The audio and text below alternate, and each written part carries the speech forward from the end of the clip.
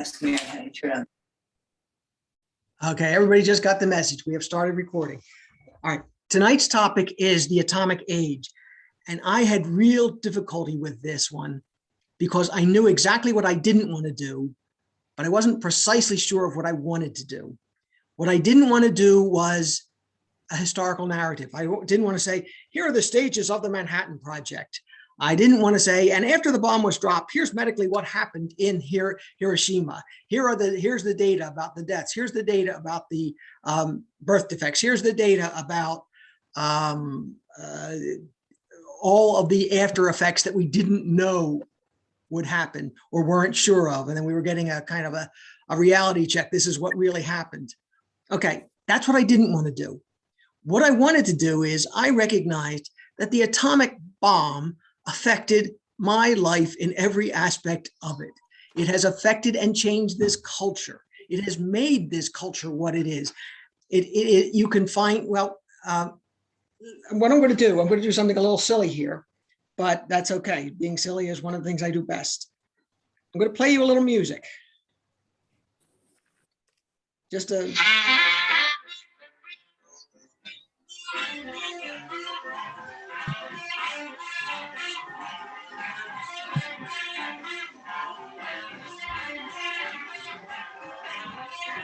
Okay, that's probably enough of that.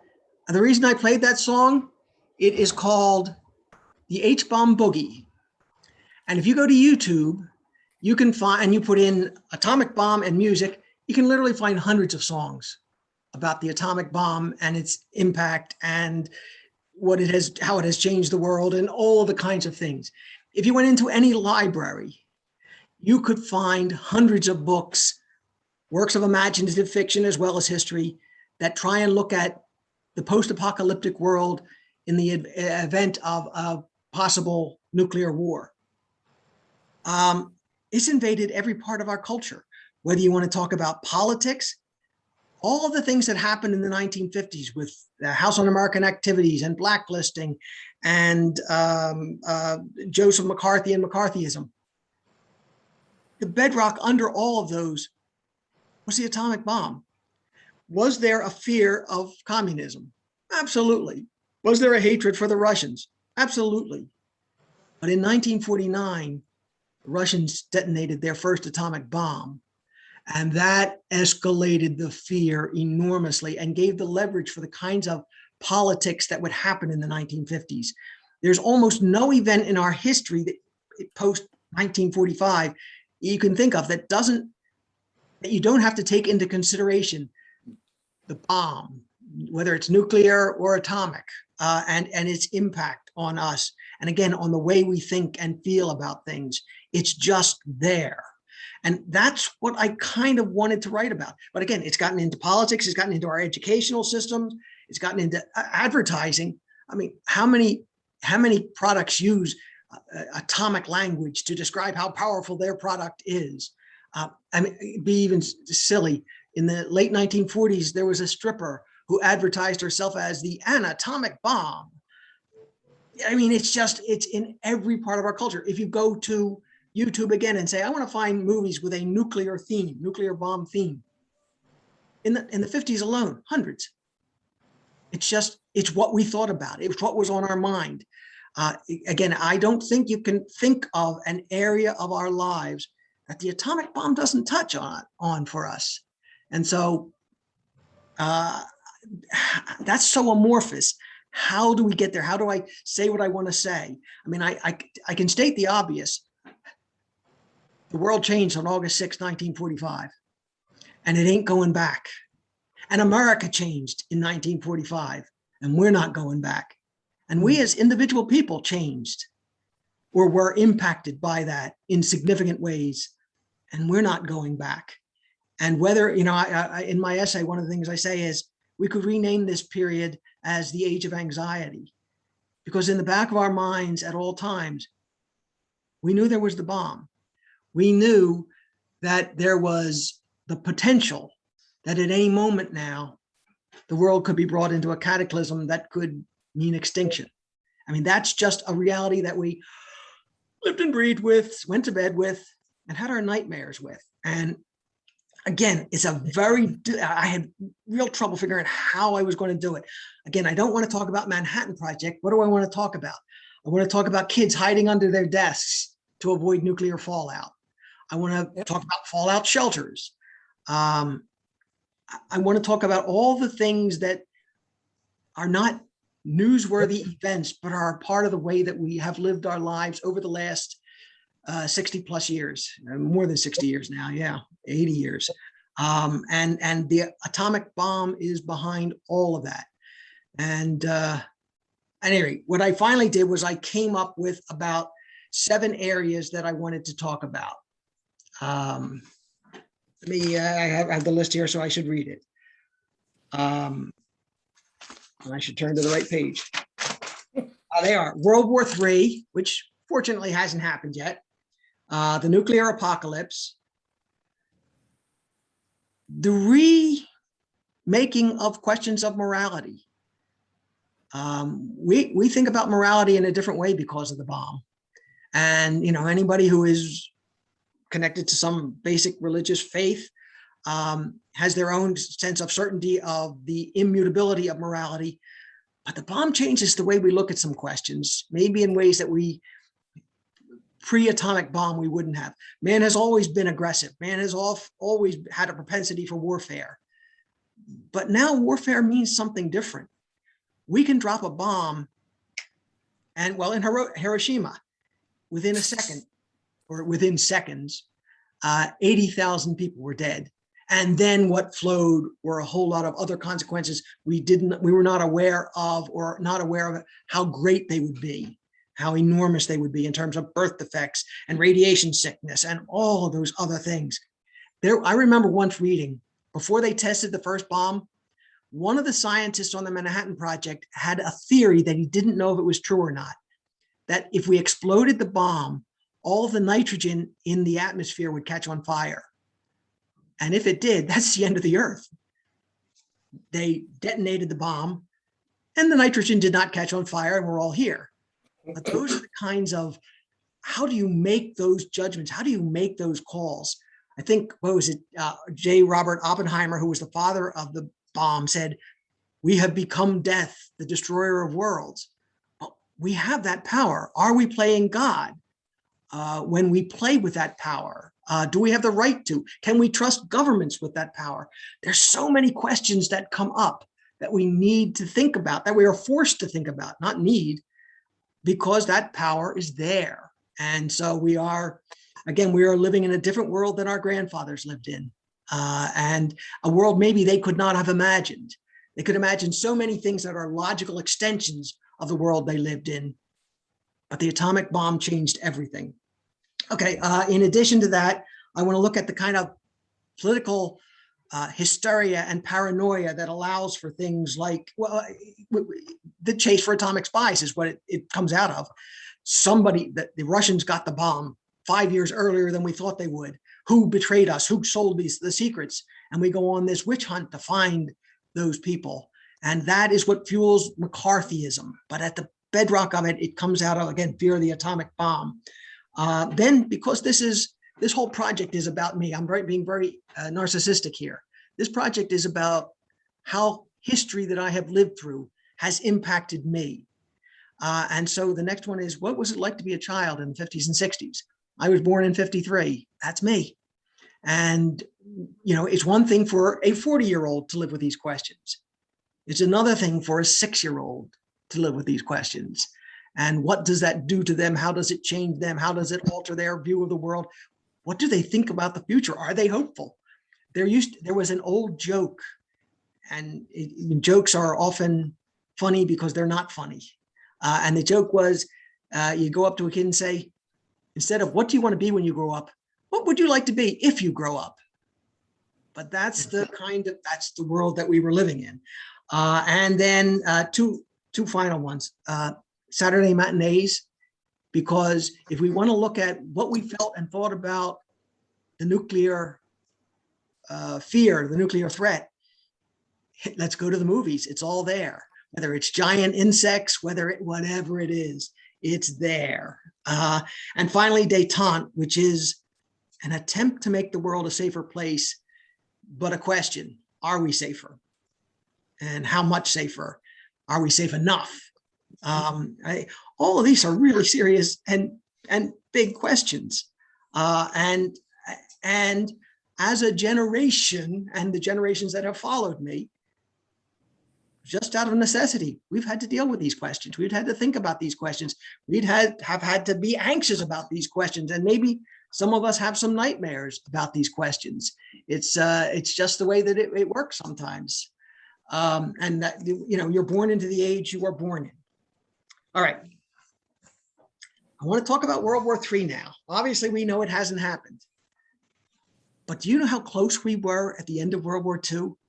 At the end of World War II, the United States and the Soviet Union were jockeying to expand their spheres of influence in the post-war world. Okay, that's a kind of a normal thing. Countries have been doing that since the beginning of the history of countries. All right, we got that. But if you think about the first, and what makes it really difficult here is all the makings of World War III are there. We are coming to loggerheads in Berlin. Russia is extending what Churchill would call their Iron Curtain over Eastern Europe, and we were objecting to that. Any one of those causes could have led to the outbreak of war. But you also have a world that is so exhausted and frightened by their own experiences in the first half of the 20th century. If you think about the first half of the 20th century, we have 2 world wars and a depression in between. In World War I, there were 20 million casualties, over 20 million. In World War II, there were over 50 million casualties. Are we ready for World War III? How many casualties will there be then? Will it be 70? Will it be 100? I'm not sure that people had the strength for that. And then you get 1949, and the Russians detonate their first bomb. Now we know something. If there is another war, it very well could be nuclear. And I did very little research for this, but one piece. In 1952, we had successfully tested the first hydrogen bomb, which is hundreds of times more powerful than the bomb dropped on Hiroshima. 3 years later, Soviets have done the same thing. And in 1961, and this is the research fact I want to get out here. In 1961, the Soviets detonated the largest thermonuclear device in history. They called it Tsar Bomba, and it was 450 times larger, more powerful than the bomb on Hiroshima. Now, the thing about a hydrogen bomb, they're smaller, more easily deployed, and 450 times more powerful. In fact, Tsar Bomba had an explosive force greater than all the bombs used in World War II combined. If we were to have a nuclear war, and I want you to think, this is in all of our lifetimes, the Cuban Missile Crisis. Did we come close to a moment when somebody was going to press a button? And if they had pressed a button, and one bomb equal to more force than was used in World War II, what would that have meant? Cities would have disappeared. Maybe a couple of countries would have disappeared. Would you count your casualties in the tens of millions? In all probability. I was reading somewhere once, and I don't remember where, that Mao Zedong was in a train, and there was an entourage of Western journalists because they followed him everywhere. And again, this story may be apocryphal. I have no idea. But the journalists are talking amongst themselves, and they're saying, there's no worry about a nuclear war. It'll never happen. If a country had a nuclear war, they would have to expect, even if they're the victors, to lose 30 million people. No country is willing to do that. And from the back of the train, Mao Zedong is supposedly heard saying, we could afford that. Ooh, again, but the idea of World War III and it being a nuclear war, that is a terrifying prospect because the power is so enormous. Now, if you asked me to define the great nightmare of my lifetime, of the last half of the 20th century on, it's about nuclear apocalypse. And nuclear apocalypse is not about the power of bombs. It's about what's left after the bombs have exploded. It's about the survivors, because there will always be survivors, or in all probability, there will be survivors. Even those who are in with the range of the blast, we would say, how did they survive? There were survivors in Hiroshima. There would be survivors here. What do they do? First off, and there's going to be a whole branch, subgenre of literature, post-apocalyptic novels, which are kind of look into these questions. But there are questions that just rise up. A, how did we get there? What did we do wrong? Could we have done something to avoid it? B, can the survivors not only survive, but rebuild? Can they remake civilization? And if they're going to remake civilization, are they going to make the same mistakes again? Are they going to do the same thing, and 1,000 years from now, blow it all up again and start all over again? Or are we going to learn something and change? Or is man capable of learning and changing? Is this just inherently who man is and what man is? And you're not going to change that. And the minute he gets comfortable again, he does the same thing all over again and destroys it all. Now, again, to say these things about mankind in 1900 means one thing. But when you have control of the basic power of the universe, atomic energy, nuclear energy, your capacity to be a destroyer of worlds, to use Oppenheimer's language, is very real and literal. And that's the problem. So I am sure that there are scientists and philosophers who have looked at all of these questions, pondered them, ruminated, and come up with some brilliant answers. I never read them. I read science fiction books. I read, novels that explored these questions. That's where I went for my answers. And I am not going to give you a book report on 100 great novels that you all ought to read. I'm just going to mention 3 or 4. But I'm going to, before I mention them, I want to give a special homage to one book. It's not a work of fiction. It's a work of reportage. It's by John Hersey, and it's called Hiroshima. And when I was a kid, in every school reading list, that book was included. Yep. And at the time, I don't think I recognized what his important was, and I do now. And I'm not going to tell you it's a great book, but that's irrelevant. It is a seminal, important work. And I'm going to explain what I mean there by looking at 2 other books that have nothing to do with our topic. One is Uncle Tom's Cabin. I think it's a terrible book. I think it's almost an unreadable book. I don't think Harriet Beecher Stowe is a good writer. But she wrote a book that put a face to slavery, to the people living up north. And they understood it and were appalled by it. And it moved us significant steps closer to civil war and the abolition of slavery. So whether I like the book or not, and somebody else may love it, but whether I like it or not is irrelevant. It helped to change the world. I would also say, look at Anne Frank's diary. Some people might say it's a great book. Some people might say, well, it's a little girl scribbling some notes in a diary and it's interesting, but who cares? Except it opened floodgates. And all of a sudden, after that book came out, there would be thousands more books coming out in which we would confront man's capacity for evil in making the Holocaust a reality. And so those 2 books are important, whether you think they're good or not. John Hersey's book told us the truth as he got to know it by interviewing survivors, a handful of survivors of Hiroshima. At that point, the government was trying to control the narrative coming out of Hiroshima. They were trying to tell, they wouldn't allow photographs out.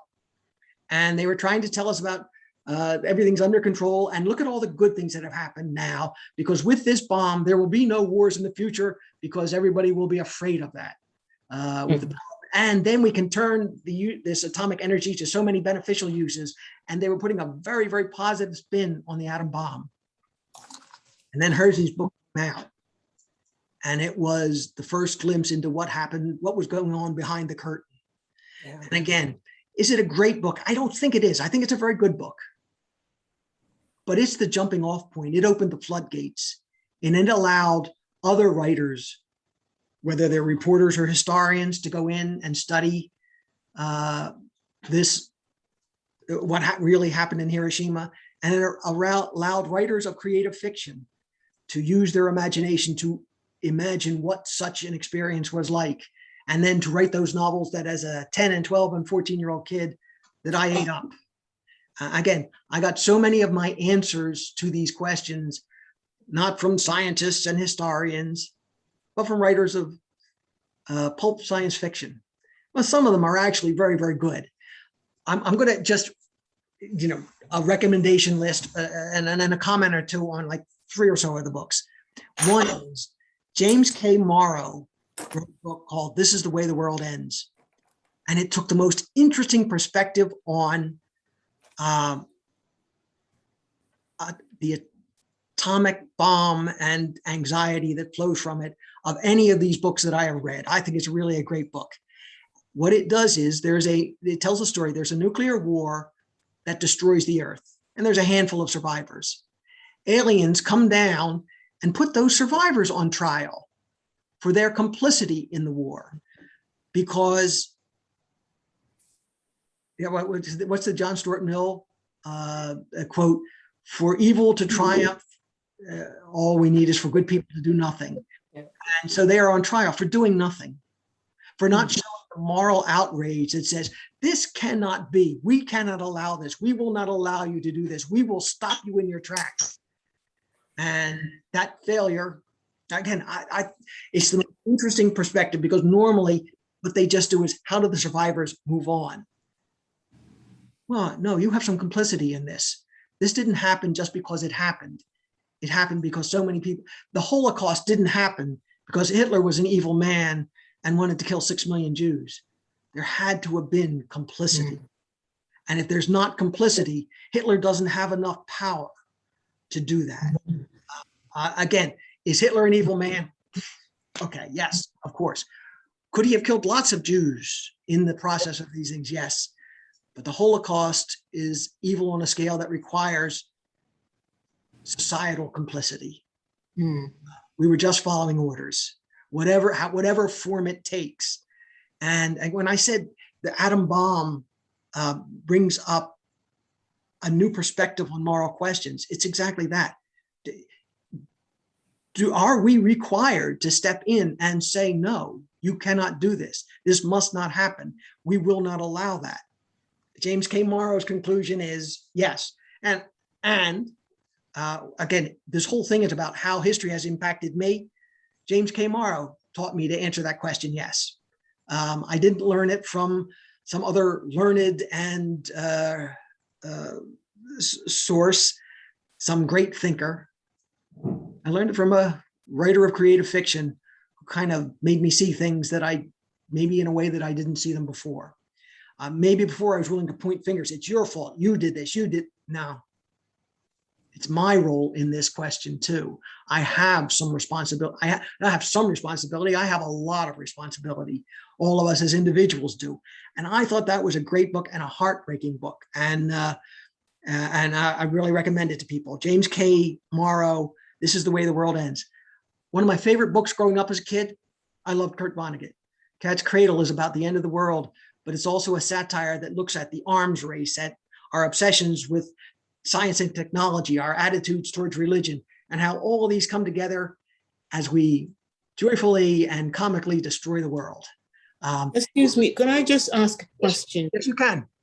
The thing about some of these heavy questions that we're faced with via the complicity, who knew what scientists were doing? I mean, the ordinary man had no idea. I mean, I wasn't born when the Hiroshima, but I was born a year after. I I only read about what happened in the World Wars. But my parents were alive, and your parents were alive. Yes. The ordinary man had no idea. Your mind could not even encompass the enormity of what scientists were doing, and so it's an easier question to say the Germans were complicit in the Holocaust, but it's a different thing when it comes to it is. And let me reframe the question for you as a way of answering it. If I am Harry S. Truman, he finds out about 3 months beforehand that there's even this program to build the bomb, and has to make a decision in the spur of the moment, and he will make it based on a military strategical thinking, which says the bomb will end the war against Japan more quickly and save American lives. Let's do it. Okay, that's 1945. It's now not 1945. We now have the experience of the bomb. The moral question is, Donald Trump, when he was running in 2016, was asked about this by Chris Matthews, and he said, "Oh no, I don't take the nuclear option off the table." Now we have a problem, because now we know what it is. And so from this point on, is there any set of conditions in which you would say the bomb, the nuclear option is on the table? Or do we have to look at it and say, no, we cannot? If you are somebody, if you are somebody, and I don't want to use jihadist as the example, but somebody for whom on a religious basis, you have a cause that you think is so important, you have the right, because you are doing it in the name of whatever God you are doing it in the name of, to use the bomb? Or do I have the responsibility as an American in my country to say, we will not use that bomb? You are right. When we don't know, we cannot have complicity because we don't know. But now we do know. And once you do know, then the question of complicity comes into play. James K. Morrow, in writing this book, is writing a book in which August 6, 1945 is long in the past. Now we know more now than we knew then when we were doing it. We didn't know what the consequences could be. I don't put a heavy weight of blame even on Truman, because he was in a position where he was forced in a matter of really weeks to make a decision that was world changing. And he could not have understood the ramifications and implications of his decision. Michael, I give him some. Say it again. Social studies class, and I was born in 1938, so I go way back past where you were born. But I made the statement in the class that if we had lost the war, Truman would have been a war criminal. And my teacher said to me, "Why don't you go home and ask your father what he thinks about it?" Well, I want you to know my father thought a lot differently about it than what I was thinking about it. His idea was that they should have gone back to Japan and bombed the entire country until there was not a stone left. When the atomic bomb, I started with some music. When the atomic drum was dropped, I forget the name of the song, but there was a rock and roll song that came out about the atomic bomb, and it was a song of praise for all those Japs that we killed. They dropped a bomb on us in Pearl Harbor. Well, we dropped a bigger bomb on them, is basically the essence of the song. So yes, will there be people who, in the momentary political conditions of the world, see one answer? But we have a perspective now of 80 years, and we should be able to look at it and say the nuclear option's off the table. What are the conditions that arise? The nuclear option is off the table, or at least that's what I think. And I'm not interested in proselytizing. But again, your question was very apt. When you do not know, you do not know, and therefore you cannot be complicit in.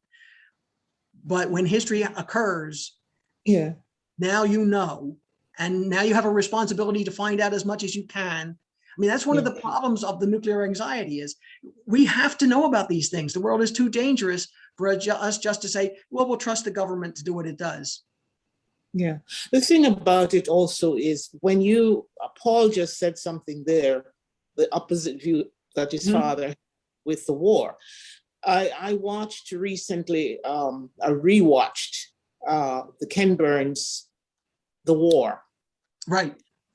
And when you look at what was happening in the Pacific, especially, I mean, and what the Japanese empire was doing, you almost think that the only thing they could have done was to drop the bomb, because it seems as if there was no way to get the Pacific back into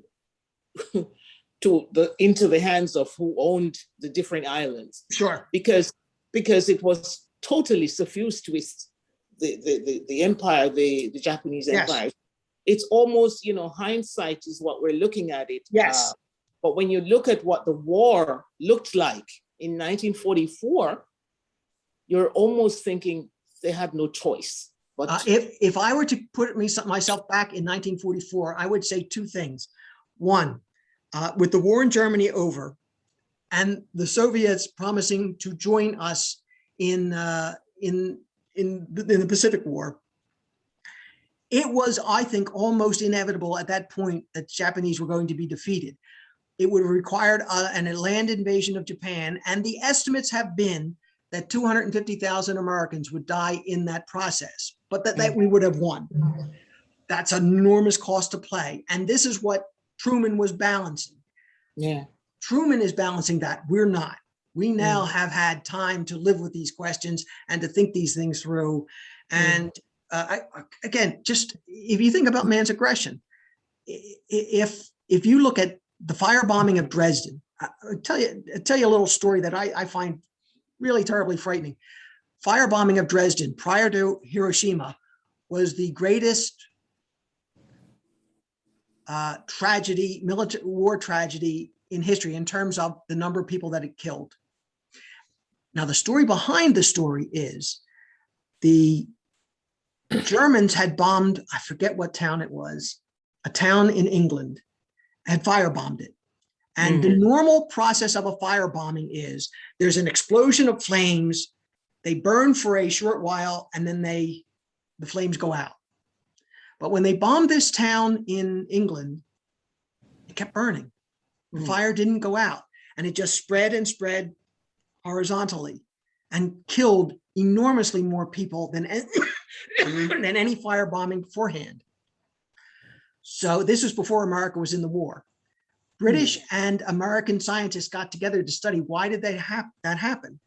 And they discovered that there were certain weather conditions with heavy cloud cover where when the fire started, the clouds pressed down and forced the fire to spread out and continue. And Dresden was the result of that thinking. They said, let's wait until we have those weather conditions and see if we can repeat this. And they did. Now, if you look at how man is capable of that kind of thinking, what if we give people a nuclear bomb? Whoa, what would happen? Because Dresden was not an accident. Dresden was a calculated understanding how to kill more people. And so, and then if you think about we did some firebombing of Tokyo and other Japanese cities. We killed a whole lot of people. One of the problems with World War III also is to understand that the nature of war changed in the 20th century. We had, I think it's generally called all-out war as our theory of how to fight a war. And all out, in earlier centuries, I don't want to say war was a gentleman's affair, but it was army against army. And as a matter of fact, the British were mad at us in the Revolution because of our guerrilla warfare wasn't fighting fair. We should stand up toe to toe and shoot at each other. And we were snipers shooting from the sidelines and killing them. And they thought, that's not the way you fight. That's not war. As a gentleman should fight it. In all-out war, what we realized is if you want to defeat the enemy, A, you have to defeat his military, and B, you have to break the nation's will to fight. So civilian targets are as important as military targets. And so much of World War II is bombing of cities, whether it's Berlin or London or you name it. It's bombing of cities, and that civilian casualties are going to outnumber military casualties. That's the way we fight wars now, or at least that's the experience of the 20th century. And if you do a nuclear war that way, you're going to pick a city. Well, Moscow, boom, take it out. Or Paris, or whatever city, you're going to bomb someplace that's going to create economic chaos and break the will of the people there to want to fight anymore. I mean, God, if you think about World War II, France fell in 6 weeks. France was a great and powerful nation. Why did they fall in like 6 weeks? Because they still hadn't gotten over the trauma of World War I and how horrible that had been. And they didn't have the stomach to go on. They quit in their tracks. And I understand that, because World War I was a horror show. Well, we can put on bigger horror shows now. And again, that's the problem. We can. And if we have the will to use that power the way we did in World War II, it's going to be a very, very, very, it's unthinkable, except it's possible. And then those are contradictory words, but that's the way it is. All right, with the nuclear apocalypse, I just want to give you maybe one more book. Let me see. The one I want to do is there's a book called Black Rain, and I'm going to probably mispronounce his name, Musashi Ibuse. He's a Japanese novelist, and he wrote a novel, a very realistic novel about what happened in Hiroshima. And as a recommendation, it is a powerful and sad book. Really, really good. What did you say the title of the book was? Black Rain. The Black Rain. Yeah, because of all the fallout that's in the sky, the rain comes down colored black. It's a wonderful book. Again, I grew up not as a reader of history. I grew up as a reader of stories, of fiction. And they taught me many things. And then I became someone who read history and found out, here's why he wrote this book, because these are the events that took place in history. Very briefly, because this is not a philosophy class here. The bomb changed how we address questions of morality. We have to think about things. Again, can we revisit the past and say, understanding all we understand now, was Truman justified? And people will come up with different answers to that. There was the Smithsonian Institute, on an anniversary of Hiroshima, put together an exhibit which was pretty condemning of the American decision to drop the bomb both on Hiroshima and on Nagasaki. Congress had them take down the exhibit and alter it immediately. Two different answers to the question. And I understand that's the nature of the world. There will be not two different answers to every question. There will be 10 different answers to every question. But some questions are so important, we need to come with some sort of consensus. And if we can look at the past and say, was there another way to do it? Can we look to the future, to the present and the future, and say, in the event that we encounter circumstances that parallel these, what's a better path to take? What's the right path to take? What's the moral path to take? Again, are there things that we, as responsible citizens, have a responsibility to do in order to ensure or protect against such events happening again? Again, this gets back to James K. Morrow's novel. If we do nothing, do we have complicity? John Stuart Mill said yes. James K. Morrow said yes. And I very much lean strongly towards yes. Everybody will answer these questions all in their own way. And again, we also look at a world in which we know the science and the technology is out there. It's on the internet. Anybody can build a bomb. Can they get a hold of the fissionable material? Well, there are ways to get a hold of that too. And we face a world in which a group with a cause can perhaps get this material. Are there things we can do to prevent that? Again, there's lots of tough questions, not the questions that I have answers to, but the questions that are forced on me because I was born in 1953. Had I been born in 1853, I'd have faced different questions. I'd been dealing with the question of slavery. I'd have been dealing with, all kinds of issues. If we're talking about a generation that's 20 years old now, they'll be dealing with climate change as maybe their strong issue. They'll be dealing with the sudden rise of white supremacy, whatever issues they have. I grew up in 1953. There's one issue, the atomic bomb, and the atomic bomb, and what that means for my world. Is that a distorted view of the world? Yeah, but we all come to this world, we all develop in this world our distorted views based on the life experiences that we have. And we see what we see, we understand what we understand, and we respond to those things. And again, I don't expect somebody who is 15 years old to see the world the way that I see it. I don't expect somebody who grew up in South Africa to see the world the way that I see it. I don't expect somebody that grew up in Latin America to see the world the way that I see it. But again, this whole project is my telling you, this is the way that I see the world. And I think that we now can answer some questions of morality differently than we might have prior to the bomb. How we think about war. Is war an unthinkable thing because of the powers that could be unleashed? Kurt Vonnegut once said, the worst thing about Hitler, he made war seem justified. And there's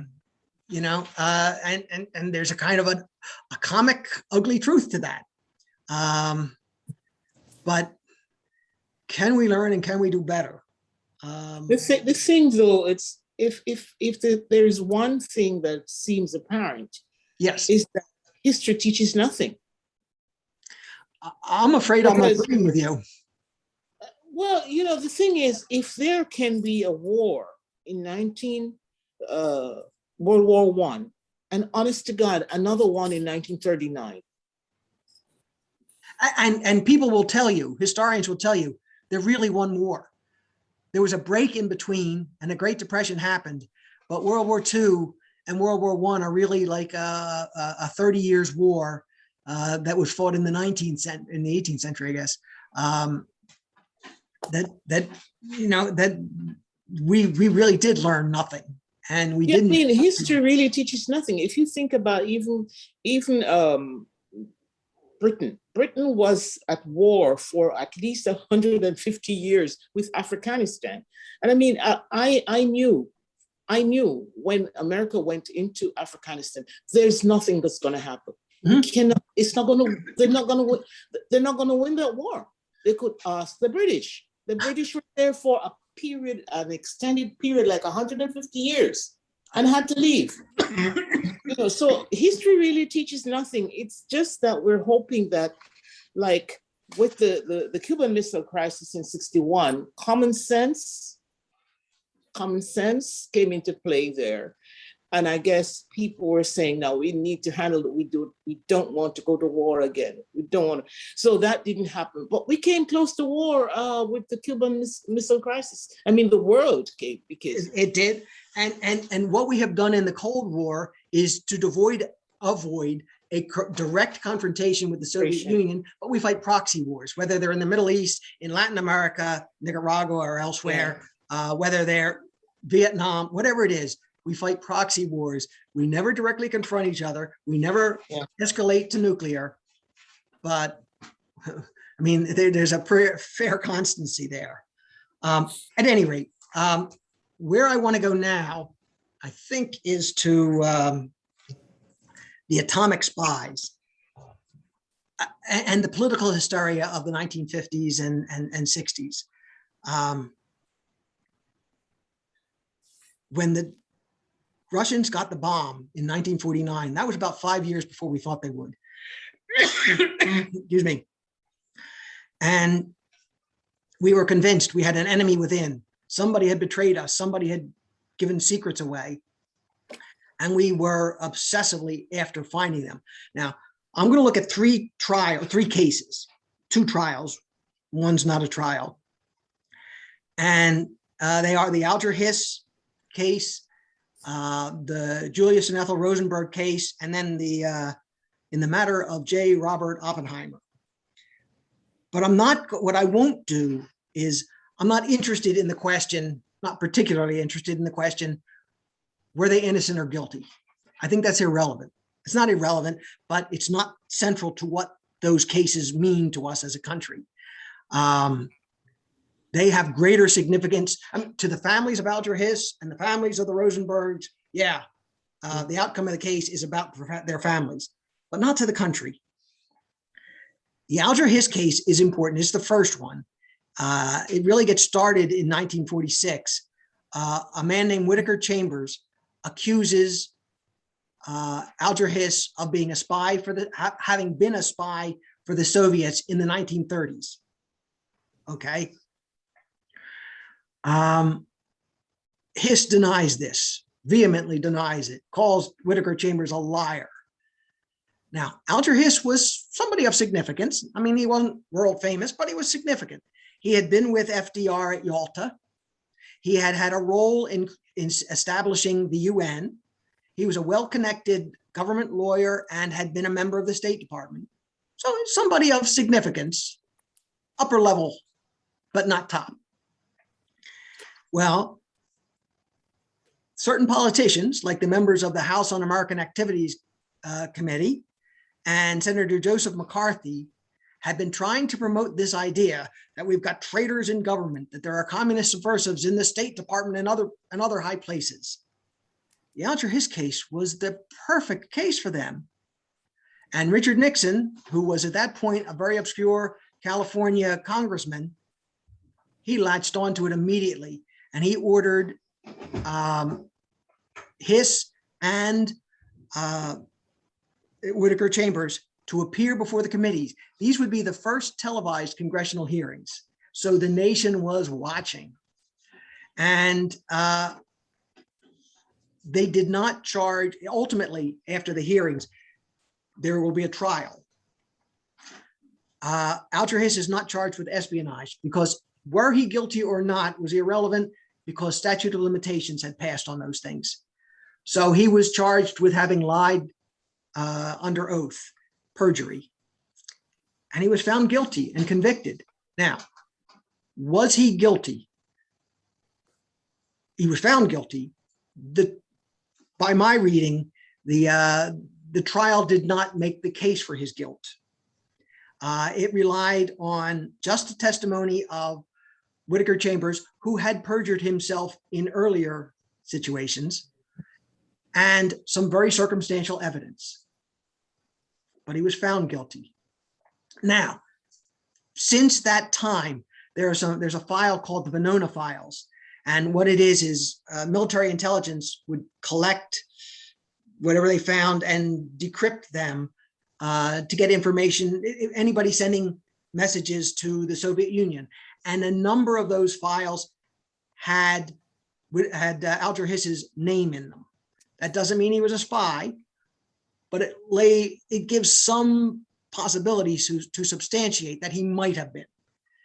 But in our system, you don't convict someone because you think he might have been. You convict him because you've got the evidence that said he was.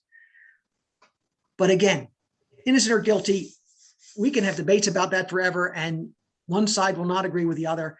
And I say it doesn't matter, because what does matter is what comes out of the trial. A couple of things. One, this obscure man, Richard Milhouse Nixon, he's going to become vice president. His political career was made in those hearings. That made him a star in the Republican Party. That got him to be vice president, and that got him ultimately, after a couple of hiccups, to be president. And so he had a great impact on our history. Obviously, we know about Watergate. And the other is Joseph McCarthy. He was able to beat his chest and say, I told you the State Department was full of communists. And it kind of added fuel to his mission to hunt out the communists. but it also gave him the leverage to get Congress to pass what was called the Internal Security Act. And the Internal Security Act says, if you are a member of the Communist Party or of any communist front group, you are de facto an enemy agent. So just for being a member of some group, you are now defined as an enemy agent. That's a big deal. That changes the politics. That changes the power dynamics as we go forward. Now, the second case is the Rosenbergs. The Rosenbergs were accused of sending atomic secrets to the Russians. Of course, they never got charged with that. They were accusations charged with that because they had no evidence to support it. So what they were charged with was conspiracy to commit espionage. In other words, you wanted to and you tried to, and whether you did it or not, we can't prove, but trying is enough to get you. Now, a lot of people think the Rosenbergs were innocent. A lot of people think the Rosenbergs were guilty. And those same Venona files have Julius Rosenberg's name in them. So he might have been. A lot of people were radicalized in the 30s and 40s, and he might have. I don't know that there's definitive proof of that. But the political climate of the day is we got to get these guys. And the reason is the Korean War was going on. Mm-hmm. And we had 50,000 casualties in that war. And J. Edgar Hoover and the FBI were eager to get these guys, and all the pressure in the world was put on them. Now, I think in a fair assessment, not trying to pick innocence or guilt, one could easily say Julius might be guilty. But you can't say that about Ethel. There is no evidence that links her to any acts of espionage or any criminal activity. And the witness against her was David Greenglass. And by the way, Ethel Rosenberg's maiden name was Greenglass. It was her brother. He was the one who testified against her, and they were both executed. But before their execution, at the time of sentencing, the judge, whose name was Irving Kaufman, railed at them as the greatest traitors in American history, and that the blood of the 50,000 dead in Korea were on their heads, because if the atomic bomb had not been given to the Russians, the Korean War would never even have occurred. Now, that's phony history. It doesn't work out, but it's good politics. And it's sold, and it's sold very, very well. And now there are 2 or 3 things that come out of this. Again, to the Rosenberg family, well, it's about what happened to their parents. I mean, they had 2 little kids who had to be adopted by a family named Meerpol. And so it's all personal, and I get that. But there was political machinations going on here. At the end of the trial, they were able to leverage all the hysteria that came out of the trial to quadruple the defense budget. One of the things I want to say to you, if we were to go back to the days of the founding fathers, one of the things that they all agreed on was, we don't want a standing army. We're afraid of a strong military defense arm of the government. So we're never going to do that. But we're going to do it now. And that budget will never decrease. It will only increase. And we see the birth of what Eisenhower would call for us, the military industrial complex. It's a legacy of the Rosenberg trial. And it might be, after the atomic bomb, the most impactful event that has occurred in our lifetimes. Only it's so behind the shadows, we don't see and know what's going on here. And so it is a major change. And the other is, this gives McCarthy more steam. and he will go for the Army McCarthy hearings, and he will ultimately fall, but he still has a couple of years of real political power that he will wield in the Senate. And the last case is not a trial. It's J. Robert Oppenheimer. He was the father of the atomic bomb. He led the Manhattan Project, and he was put in charge of the project to build the hydrogen bomb. But he was taken off the project. And he was taken off the project for a couple of reasons. One, he had communist affiliations, and he did. He had friends that were communist or communist sympathizers. He absolutely did. Whether he was a communist or not, he said no, and I don't know that it's a proven fact or one way or the other. But the other thing is, he had requested a conversation with President Truman in which he requested that international controls be put over all nuclear weapons, because no government should be trusted with that much power. These weapons were too dangerous. He is taken off the project and blacklisted from government work. That's his personal stuff. What is important here is the stance that he was taking, that we need to take these weapons away from governments and put international controls on them. That's the beginning of the peace movement that's going to flourish in the 60s. It's the same beginning arguments that were going on then that grew in the 60s and led to the development of the counterculture. So Oppenheimer, in an odd way, the guy who created the atomic bomb, is actually one of the important people in the development of the peace movement that would be created in reaction to that bomb and to the nuclear bombs that were to follow. So I think it's an important case to look at. Where do I want to move here now? I want to get, just see something here for 1 second.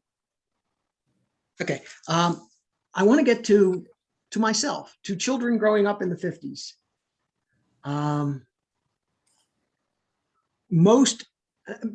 Many adults assumed children didn't know what was going on, or if they did hear some things, they didn't understand it, so it was no problem. But it kind of was a problem. I'm gonna share something with you for 1 second. I'm just going to do a minute of this, but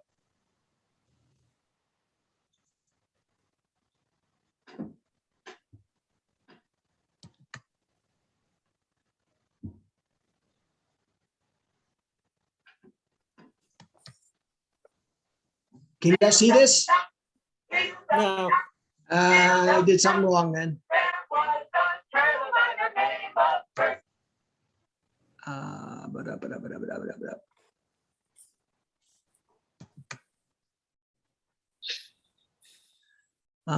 Wait a minute, I've done something here. You can hear me, and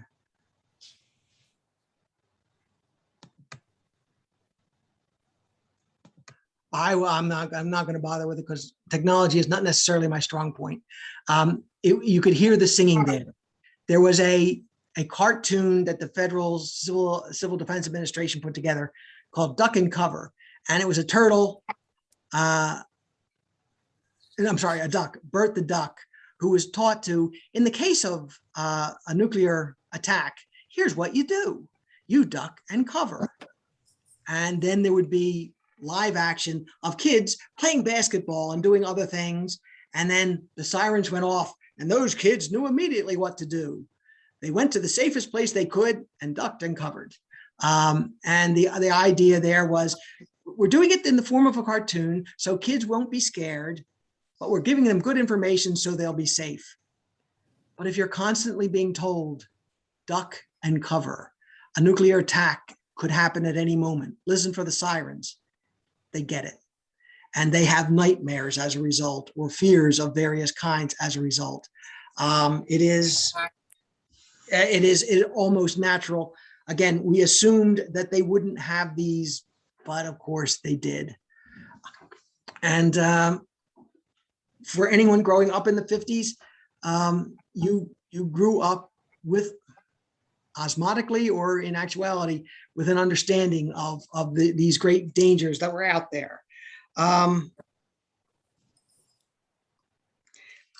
I'm going to do this really, really briefly, but there are a million anecdotes that either people that you know could tell you about times that they were terrified. Somebody was telling me a story about sleepwalking and waking, leaving his house and screaming because he was afraid of an attack. And that's not an unusual occurrence. There's an anecdote about a little girl. There was a grand store opening, and they had these flashlights, these big, not flashlights, lights beaming across the sky. She saw the lights and thought it was a nuclear attack. There were, if you go on the internet, you can literally find hundreds of letters written to Presidents Eisenhower, Kennedy, and Johnson by little kids who are afraid. I'm just going to quote one of them. Wait a minute.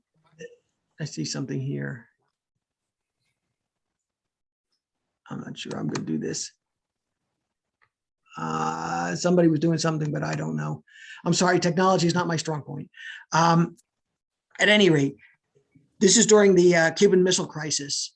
A 9-year-old boy wrote to Kennedy, and essentially what he said was, and I'll quote the last part of it, "Please, Mr. President, do something," and then quote, "I'm too young to die."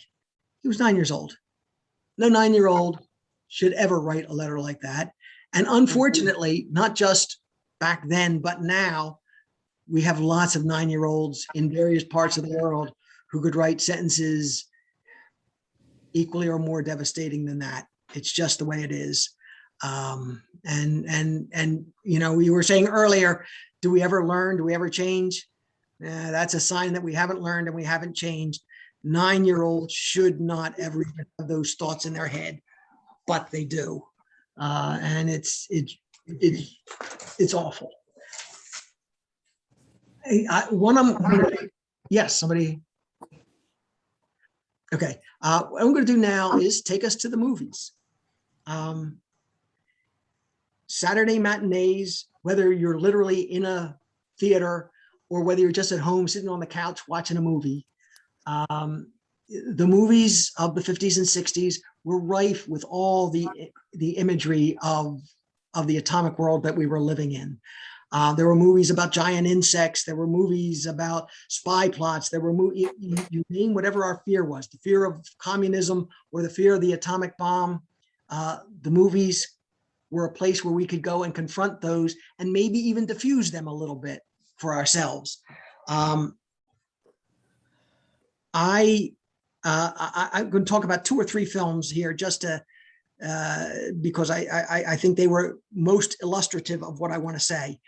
There was a movie made in 1951, I think it was, The Day the Earth Stood Still, Michael Rennie and Patricia Neal. And the plot is really simple and direct, and the message really clear. What happens is a flying saucer lands in Washington, D.C. An alien steps out and says, "I have a message for all the nations of the world." And his message is, "We have been observing you from afar. We have seen your aggressiveness and your propensity for war, but we kept hands off. But now you have unleashed atomic power.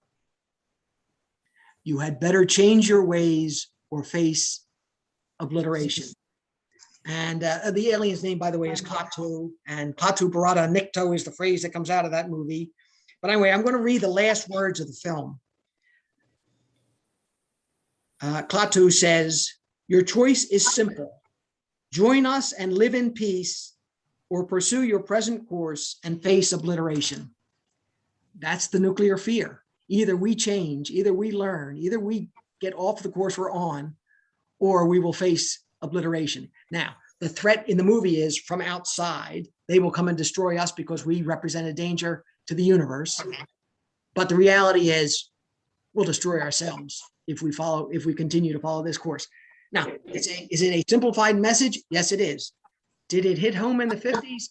It hit me very much so, very strongly so. The other next movie is a movie called Them, one of my favorite movies as a kid. I liked monster movies, horror stories. That was, that's what kids my age liked back then. And this one was about giant insects. Now, if we were smarter back then, we'd have said, oh, the insects, they're a metaphor for the communist menace out there. Yes, they were. But they were also something else. The insects were a warning to us. They were a creation of radiation that was unleashed by atomic testing. And as a result, these mutations occurred in nature. And one of these was these giant ants who could, if we don't stop them now, end mankind's reign on this planet. The message is pretty clear and pretty direct. We don't know what we're doing. We're unleashing things that we don't understand. And the consequences, the unintended consequences, could be devastating for the planet. That's the message of the film.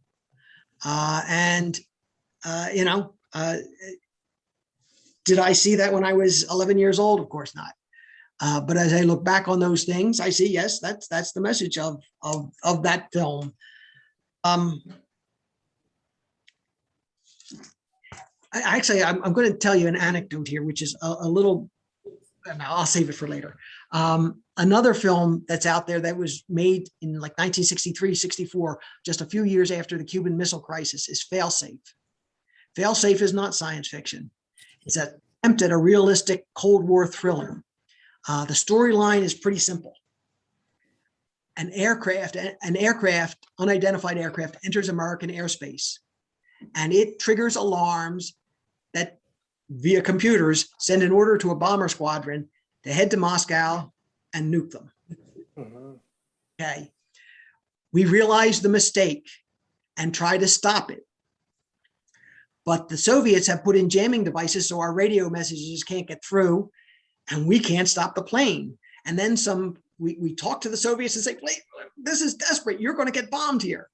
And they remove the devices, but computer errors, and we cannot stop it. And Moscow is going to be bombed. And there is this fear that really comes out of the Cuban Missile Crisis, that when you play this game of nuclear brinksmanship, at some point, you're not going to be able to stop it. At some point, you may want to. I didn't mean to. I don't want. It doesn't matter what you mean to or what you meant. If the bomb goes off, the bomb goes off. And it played to a real fear. Remember the political campaign ad, Johnson versus Goldwater with the Daisy. The idea, if we had Goldwater in there, we might have a nuclear war because he's crazy and dangerous. Again, that was a fear. Even this is 20 years after the bombing of Hiroshima. And that fear is still there, that we haven't got this under control. And we didn't at that point. The last film I want to talk about is The Day After. And that is a film that was made for TV. It was made in 1983, and it describes a nuclear attack that hits Kansas and what the after effects were. And with the technology of the day, it was as realistic as it could be. Now, the point I want to make here is 100 million viewers watched that film. That's still the all-time high for any television film. It was seen by everybody. Even President Reagan saw it and apparently wrote in his diary, the film left him feeling very depressed. And well, it should have. And he also said that it influenced him in some of his decisions about treaties with the Soviet Union. As a sidestep here slightly, there's just an anecdote. There's a film called The Conquerors. If you haven't seen it, don't. It's one of the worst films ever made. I happen to be a John Wayne fan. I like a lot of his movies. He played Genghis Khan, which is almost impossible to imagine. It's one of the worst films he ever made. But the film is not the reason I bring it up. John Wayne died of cancer. That film was filmed 10 miles from a nuclear testing site in Utah. They were told it was clean. Don't worry about it. You're safe. There were 202 cast and crew members there. 92 of them got cancer. 46 of them died of cancer. John Wayne died of cancer. Again, it's to me, it's a kind of a powerful anecdote, because what killed John Wayne? Maybe we did with the atomic bomb, with the atomic testing. It's just a scary side thought, because they felt safe and they weren't safe. Susan Hayward died of cancer. Agnes Moorehead died of cancer. Various family members who came to visit the cast and crew died of cancer. So the 46 who died only were full-time members of the cast and crew. But, you know, that's a quarter. That's a very high percentage. It's a very, very scary thing. All right. I think the last thing that I'm going to do is talk about détente. Détente is what made the world safer. And it comes really as a direct result of the Cuban Missile Crisis. Now, it takes a while, because the Cuban Missile Crisis is what, 62? Détente will not come into effect until 1971, when President Nixon flies to Moscow, the first US president to do so.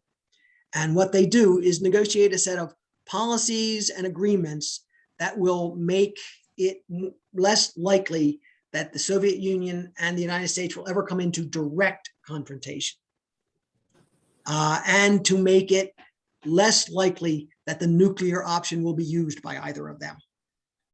Those are all good things. And the question is, do we feel safer as a result? And they also negotiate multilateral and bilateral treaties on arms use. So there's a lot of good things come out that do make the world a safer place. And so, am I safer? Yes. Safe enough? I don't think so. How safe? I'm not sure. But we have other things that we can worry about. Again, I mentioned earlier, Donald Trump in 2016, when questioned by Chris Matthews, said, no, I don't take the nuclear option off the table. So is it possible, whether it's Trump in 2024 or some other president, could also make the decision, no, we don't take the nuclear option off? Or could a rogue, Korea now has nuclear weapons. Iran is trying to, or in some stage of the process, to go nuclear. Some other country or group may also acquire that, not just knowledge, the knowledge is there, they can get it. They may acquire the materials for it. And will they present a danger to us? Yes, they will. And if we can put that all under lock and key and stop that, when's the next Chernobyl going to be? When's the next 3 Mile Island? And I forget the name of it, but there was a really difficult nuclear disaster in Japan when they were hit with an earthquake followed by a tsunami. And Fukushima. Yeah, that's it. Thank you. And all of those, I mean, threatened to be.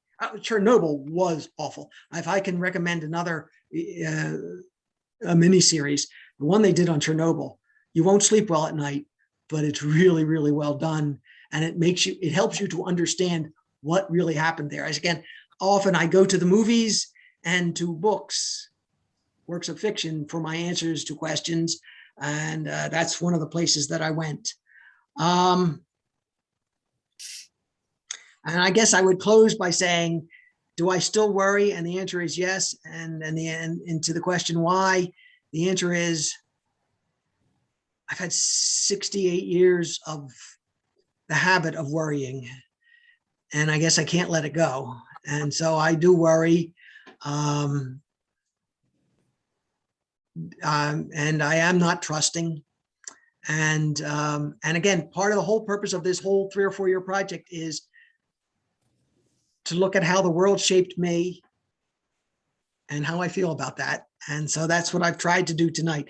This was a difficult one for me to do because it wasn't a straightforward historical narrative. It was more about the personal stuff and the personal influences. And that's all I have to say. Next month, we're going to do the military industrial complex. And that's going to require a reading on my part because I don't know a lot about it, except I know it's got its tentacles everywhere.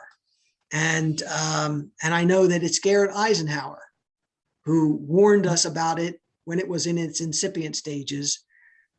And it has only grown exponentially since then. So I will do some reading on that topic.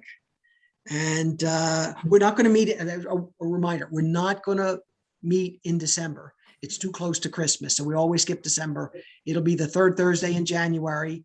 I thank all of you who are here this evening on this. I appreciate that. It makes a big difference to me in doing this, that there's people out there who are interested in listening. But if anybody has anything they want to say or add to this, comments they want to make, you're free to do so now, because I will be silent. Thank you very much for your time. All right. Thank you all. All right, then I hope to see you all in January. And I know the one after that is on the Marshall Plan. And the Marshall Plan is going to be interesting because it is both an act of kindness and altruism, and it is also at the heart of what the Cold War was all about. In ways that people, when they think about the Marshall Plan, it's not their first thought. So I think it'll be an interesting approach to that. All right, I'm going to hit stop on the recording and say good night to you all. Thank you. Thank you. Good night. Thank you, Michael. Bye. Good night, everybody.